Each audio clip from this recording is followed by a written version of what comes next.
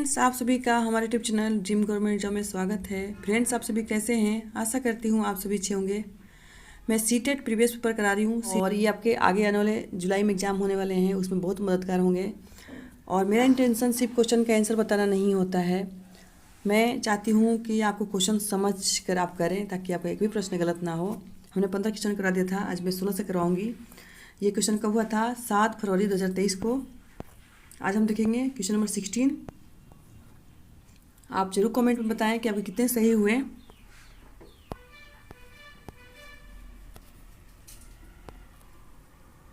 विद्यार्थियों को उनकी अभिरुचि, ज़रूरतों और वह परिवेश की विभिन्नताओं को ध्यान में रखकर उन्हें विविध प्रकार की गतिविधियों व अनुभवों के विकल्प देना किस सिद्धांत का पालन करता है? यहाँ पर क्वेश्चन में क्या बोला गया कि बच्चों की अभिरुचि, ज़रूरतें और परिवेश, यानी कि बच्चों की जो रुचि है और जो क्या क्या ज़रूरत है और किस परिवेश से आ रहे हैं, उनकी विभिन्नताओं, यानी कि अलग अलग अगर बच्चे परिवेश से आ रहे हैं तो उनकी विभिन्नताओं का ध्यान रखा जा रहा है, उनकी इच्छाओं का ध्यान रखा जा रहा है, उनकी ज़रूरत का ध्यान रखा जा रहा है। ये किस सिद्धांत के अंतर्गत आता है?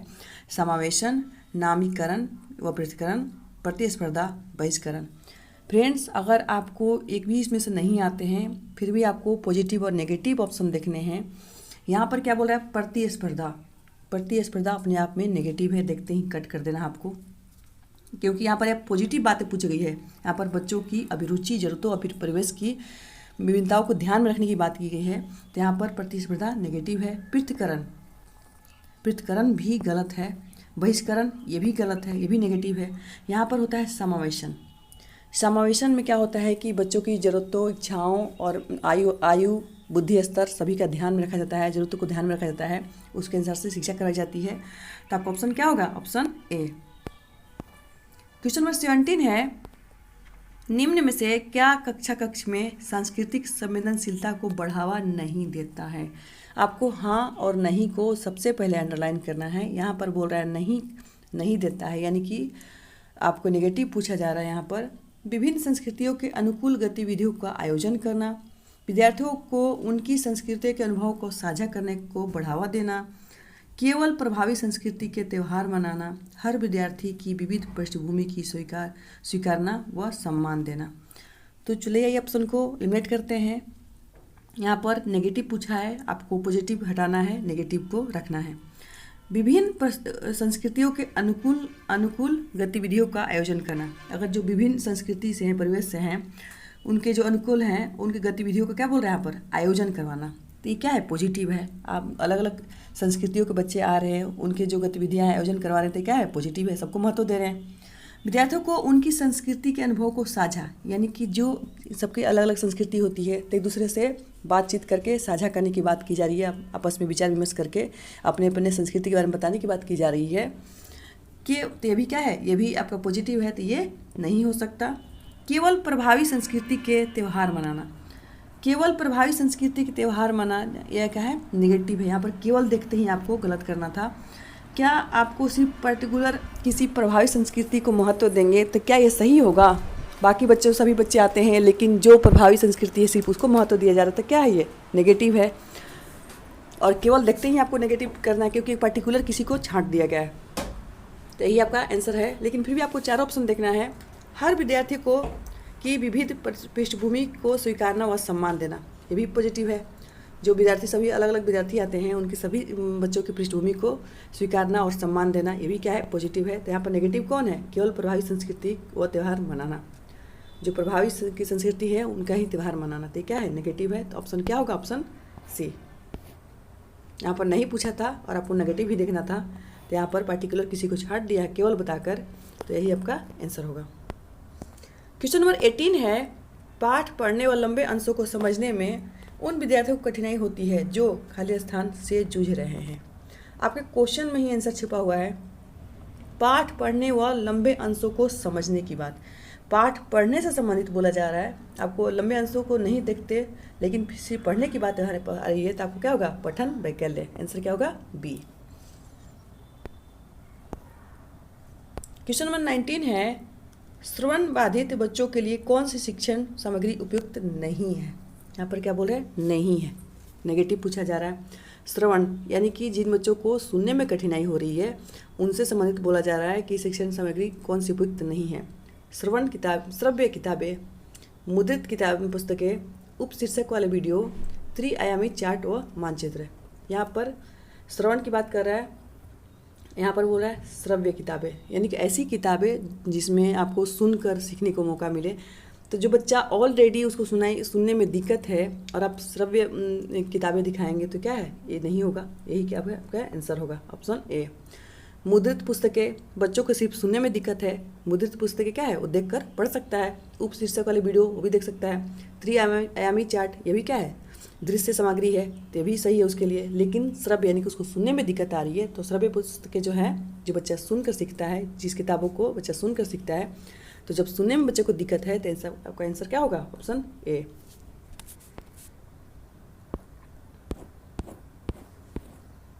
क्वेश्चन नंबर 20 है, एक शिक्षिका को अपनी कक्षा में सृजनात्मक बच्चों की पहचान करने के लिए किस प्रकार के प्रश्न पूछने चाहिए। बोल रहा है कि एक शिक्षिका को सृजनात्मक क्रिएटिविटी के बोल रहा है कि पहचान करने के लिए कैसे प्रश्न पूछने चाहिए। रिक्त स्थानों की पूर्ति करने वाले प्रश्न, सही मिलान करने वाले प्रश्न, सही और उत्तर विकल्प वाले प्रश्न, खुले जवाब वाले मुक्तोत्तर प्रश्न। तो यहाँ पर बोला है सृजनात्मकता, क्रिएटिविटी वहाँ होती है जब तक आप अपने तरीके से कुछ भी नहीं जोड़ते हैं।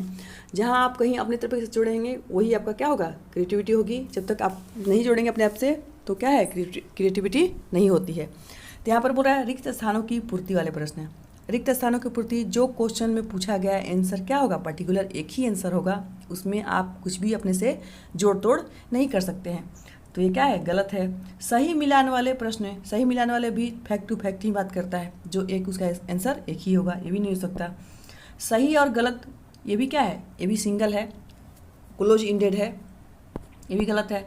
खुले जवाब वाले यानी मुक्तोत्तर प्रश्न यानी ओपन इंडेड क्वेश्चन की बात कर रहा है। इसमें क्या है कि बच्चों की क्रिएटिविटी समझ में आती है, बच्चा अपने तरीके से जोड़ तोड़ सकता है, अपने विचारों को रख सकता है, उसमें और विचारों को जोड़कर कुछ उसको विस्तारण दे सकता है। तो आपका आंसर क्या होगा, ऑप्शन डी। अपसारी और अभिसारी दो बातें आती है। जहाँ अपसारी होगा आप समझ लीजिए कि सृजनात्मकता की बात की जा रही है, तो आपको सृजनात्मकता के लिए अपसारी चिंतन की जोड़ना है आपको इसमें। क्वेश्चन नंबर 21 है, यह महत्वपूर्ण है कि बच्चा अपने साथ जो अनुभव स्कूल में लाता है उन्हें नज़रअंदाज किया जाए, उन्हें नकारा जाए, उन्हें आगे बढ़ाया जाए, उनकी उपेक्षा की जाए। तो यहाँ पर आपको बोला जाए पॉजिटिव चुनना है, नेगेटिव कभी नहीं चुनना है, नेगेटिव देखते ही आपको कट करना है। नकारा जाए यानी कि नज़रअंदाज किया जाए, गलत, इसको देखते ही कट करना है। यहाँ पर भी बोल रहा है नज़रअंदाज किया जाए, ये भी क्या है, गलत है। नकारा जाए, उसको निगलेक्ट किया जाए, ये भी गलत है। उसकी उपेक्षा की जाए, ये भी गलत है। पॉजिटिव क्या है, उन्हें आगे बढ़ाया जाए, ऑप्शन सी।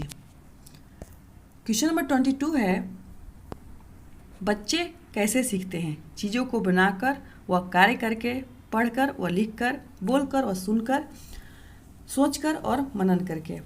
तो आपने देखा हो LSRW, बच्चे लिसनिंग करके भी सीखते हैं, बच्चे स्पीकिंग करके भी सीखते हैं, रीडिंग करके भी सीखते हैं, राइटिंग करके भी सीखते हैं, साथ में चीज़ों को बनाकर स्वयं कार्य करके भी बहुत अच्छे। अगर पूछा जाए कि बच्चा सबसे अच्छे तरीके से कैसे सीखते हैं, तो जब बच्चे स्वयं कार्य करते हैं, एक्टिवली पार्टिसिपेट करते हैं, तो बच्चे बहुत अच्छे तरीके से सीखते हैं। तो क्या है, इसमें चारों तरीके से बच्चे सीखते हैं, तो ऑप्शन क्या होगा, डी।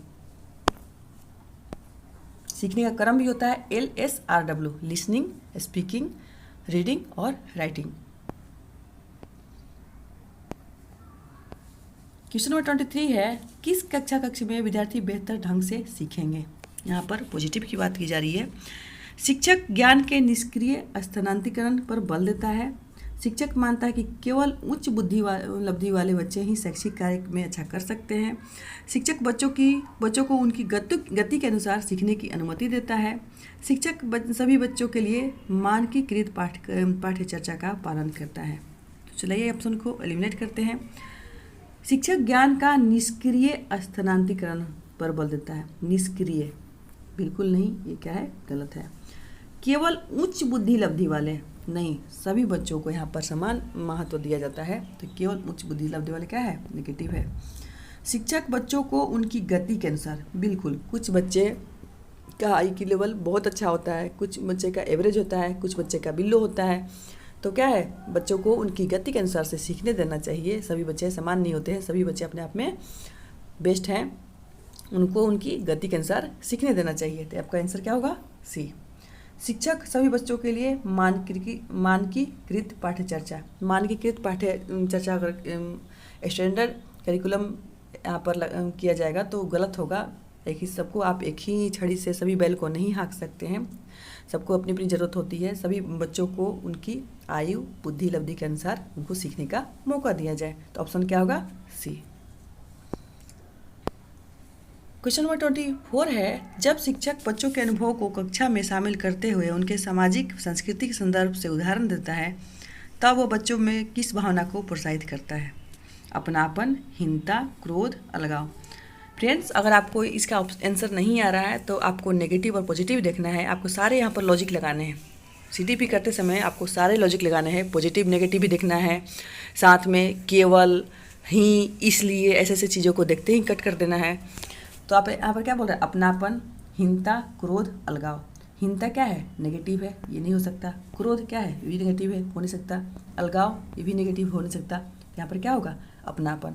जब सभी बच्चों के सामाजिक संस्कृति को आप महत्व देंगे, उनके जो संस्कृति जिस परिवेश से आ रहे हैं उनको महत्व देते हुए उनके अपने उदाहरण में उनके संस्कृति को शामिल करते हैं, तो बच्चे अपनापन महसूस करेंगे। तो ऑप्शन क्या होगा, ऑप्शन ए। क्वेश्चन नंबर 25 है,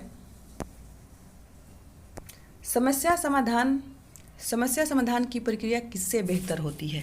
तार्किक सोच, निष्क्रिय अनुसरण, प्रतिक्रिया सेट, क्रियात्मक स्थिरता। तो समस्या समाधान आपकी तार्किक सोच से बढ़ती है। आप कोई भी अगर कार्य हुआ है तो जाहिर सी बात है कि उसके पीछे कोई ना कोई कारण रहा होगा। तो क्योंकि बिना किसी कारण के कोई कार्य नहीं होता है, तो समस्या समाधान कैसे होगा? पहले हम उसे लॉजिक लगाएंगे, तार्किक सोच करेंगे कि कोई कार्य अगर हुआ है तो उसके पीछे जरूर कोई ना कोई कारण रहा होगा। इससे क्या होगा, आपकी जो बेहतर सोचने की प्रक्रिया क्या होगी, समस्या समाधान क्या होगा, प्रक्रिया क्या होगी, बेहतर होगी। Option A.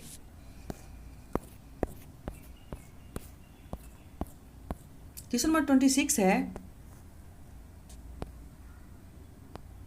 बच्चों की भ्रांतियां और त्रुटियां सीखने सिखाने की प्रक्रिया में बेहद हानिकारक है। बच्चों के अविवेकी चिंतन को दर्शाती है, बच्चों की सोच में झांकने के अर्थपूर्ण मौके देती है, वयस्कों से उनकी हीनता को दर्शाती है। तो आपको यहाँ पर पॉजिटिव चीज़ें देखनी है। बेहद हानिकारक है, हानिकारक नेगेटिव है। अविवेकी चिंतन यानी बिना विवेक के, बिना बुद्धि के चिंतन को बता रहा है यहाँ पर, यह भी क्या है, गलत है। बच्चों की सोच में झांकने के अर्थपूर्ण मौके देती है। कहने का मतलब सभी बच्चे अपने अपने तरीके से सोचते हैं, अपने आयु स्तर के अनुसार, बुद्धि लब्धि के अनुसार सोचते हैं। तो क्या है आंसर आपका, यही होगा, सी। वयस्कों से उनकी हीनता को दर्शाती है। क्या है, नेगेटिव है। आपको कुछ कीवर्ड ऐसे होते हैं, देखते ही आपको कट कर देना है क्योंकि वो नेगेटिव दर्शाते हैं।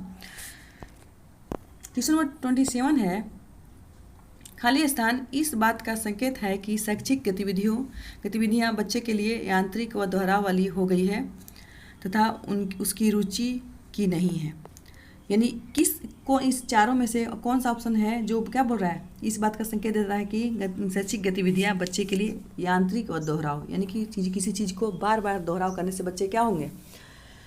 अगर किसी चीज़ को किसी गतिविधियों को बार बार दोहराया जाएगा तो बच्चे आनंद लेंगे, उत्साह करेंगे या उत्सुकता होगी उनमें? नहीं, बच्चे उब जाएंगे। किसी चीज़ को आप ज़्यादा बार दोहराएंगे तो बच्चे उससे क्या होंगे, उब जाते हैं। ऑप्शन होगा डी। क्वेश्चन नंबर 28 है, अभिकथन क्या है? बच्चों में सजा का डर पैदा करके सीखने को सुसाध्य किया जाना चाहिए।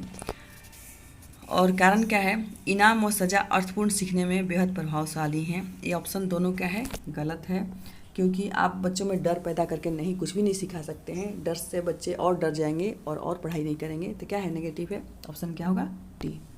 दोनों गलत है। क्वेश्चन नंबर 29 है, निम्न में से कौन सा कारक सीखने को प्रभावित करता है?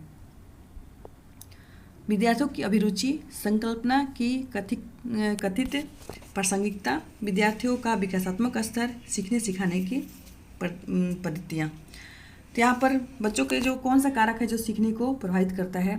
विद्यार्थियों की अभिरुचि, बिल्कुल बच्चों की जिसमें रुचि होगी वो ज़्यादा अच्छी तरीके से सीखेंगे, उनको जिसमें मन लगेगा वो बार बार सीखना चाहेंगे उसके। संकल्पना की कथित प्रासंगिकता, जो जिस कॉन्सेप्ट जिस अवधारणा की बात हो रही है उससे रिलेटेड चीज़ें अगर बताई जाए तो बच्चे बिल्कुल सीखेंगे। विद्यार्थियों का विकासात्मक स्तर, यानी बच्चे किस लेवल के हैं उनके विकासात्मक स्तर से के आंसर सिखाया जाए तो भी बिल्कुल सही है। सीखने सिखाने की पद्धतियाँ, ये सारे कारक जो हैं प्रभावित करते हैं, तो ऑप्शन क्या होगा? Option D. आज का लास्ट क्वेश्चन है क्वेश्चन नंबर 30। निम्न में से कौन सा कथन सीखने की स्थितियों में व्यक्ति, वातावरण और व्यवहार के बीच संबंध को सही दर्शाते हैं? ये है, व्यक्तिगत कारकों का परिवेश के तत्वों पर कोई प्रभाव नहीं पड़ता। तीनों कारकों, यानी कौन से कारक बोल रहा है? व्यक्ति की स्थिति, वातावरण और व्यवहार में कैसा संबंध है? तीनों कारक यानी व्यक्ति के वातावरण और व्यवहार एक दूसरे को प्रभावित करते हैं। व्यवहार से सामाजिक परिवेश पर शायद ही कभी प्रभाव पड़ता है। वातावरण की प्रतिपुष्टि से व्यक्ति के आत्मसम्मान पर कोई प्रभाव नहीं पड़ता। बिल्कुल प्रभाव पड़ता है, एक दूसरे क्या है? अंतर संबंधित हैं, तीनों प्रभाव एक दूसरे को प्रभावित करते हैं। तो ऑप्शन क्या होगा? Option B. यहाँ पर कोई प्रभाव नहीं पड़ता, ये क्या है? नेगेटिव है। सामाजिक परिवेश से शायद ही, यानी कि चीज़ों को बांट दिया है, ये भी गलत है। आत्मसम्मान पर कोई प्रभाव नहीं पड़ता, ये भी गलत है। ऑप्शन क्या होगा? Option B. फ्रेंड्स, वीडियो अच्छी लगती हो तो चैनल को लाइक, सब्सक्राइब, शेयर करें। बाय।